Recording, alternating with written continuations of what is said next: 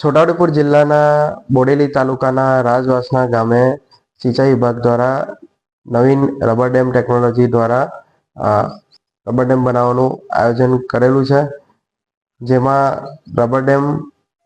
જૂનો રાજવાસના મુકામે 1962માં બોમ્બે સ્ટેટ દ્વારા આ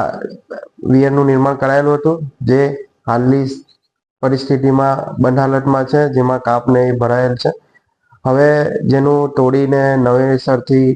સિંચાઈ વિભાગ દ્વારા 100 કરોડના ખર્ચે રાજવાસના મુકામે રબર ડેમ ગુજરાતનો પ્રથમ બનવા જઈ રહ્યો છે. આ રાજવાસના રબર ડેમના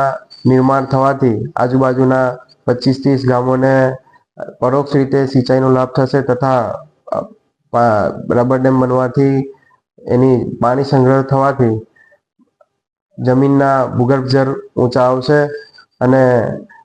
આજુબાજુના બોડેલી તાલુકા તથા નસવાડી તાલુકાના વિસ્તારમાં ખેડૂતોને આનો લાભ થશે.